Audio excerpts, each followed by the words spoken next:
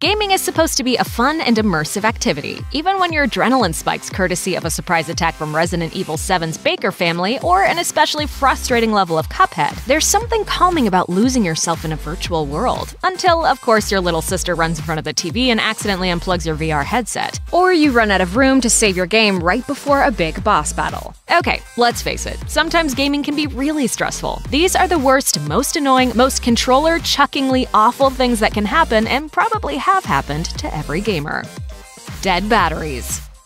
Wireless controllers revolutionized console gaming, eliminating annoying cords and giving players physical freedom like never before. But with the good comes the bad. And with wireless controllers, bad means running out of juice at the worst possible moment. Just picture it. You're one hit away from taking one of the toughest Dark Souls bosses down, and suddenly your character freezes. The power light on your controller has burned out. And said boss has no qualms tearing you limb from limb while you scramble through your drawers looking for some AA batteries, or yank cords out of your console in search of your USB charger. In fact, he'll probably tell his buddies all about it over drinks later.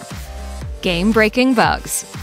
Game testers, that is, people whose job it is to do everything they can possibly think of to make the game glitch out, freeze, or crash, can't catch everything. That means there are more than a handful of games that have a hefty amount of bugs in them. Some of these bugs are pretty inconsequential and won't affect gameplay in any dramatic way. Take, for example, Bethesda's handiwork. But some bugs can break things to the point that they impede your progress, or worse, they prevent you from completing the game entirely. There's that bug in Rise of the Tomb Raider, for instance, that doesn't let you turn a mission into an NPC, meaning you can't complete it, meaning you can't get your trophy or achievement for doing all of the missions, meaning you can't 100% the game. Or how about that bug in Superman 64 that randomly kills you in the last level of the game for seemingly no reason whatsoever? Playing through a bad game that you can't even finish? That's every gamer's kryptonite.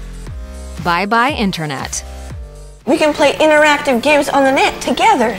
Yes! Bye. Bye.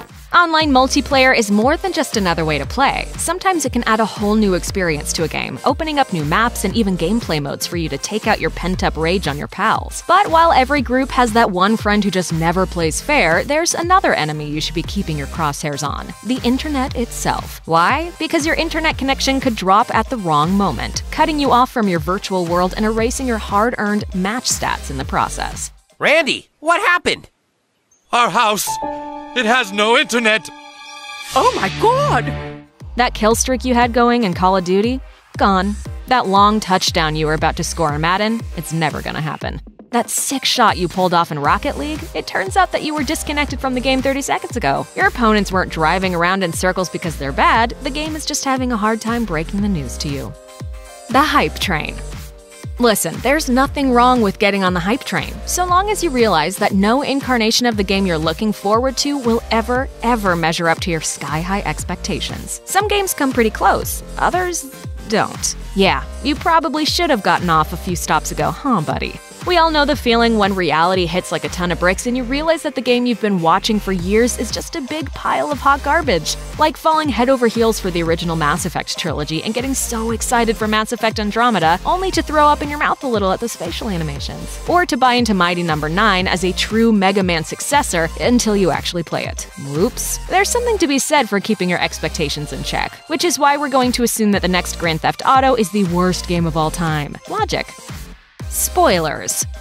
Remember when your best friend spoiled the ending of Silent Hill 2 5 minutes after you started playing? Between the troll-filled internet and your jerk BFFs, it's hard to avoid spoilers these days, especially for video games. TV shows and movies don't require a lot from you other than your eyes and ears. You can sit back, relax, and just take everything in. But video games? You're actively working to reach the end of the tale. You're shooting guns or solving puzzles or working through QuickTime events. That's what makes having a video game spoiled for you so terrible. If you're someone who loves a good video game story and someone ruins it for you, what's the point of playing any further? If a friend drops a video game spoiler bomb on you, they are not your friend. Becoming toxic. Video games are supposed to be a chill hobby, but something terrible can happen to a gamer when they pass a certain point and no longer treat gaming as a fun activity. They can become toxic.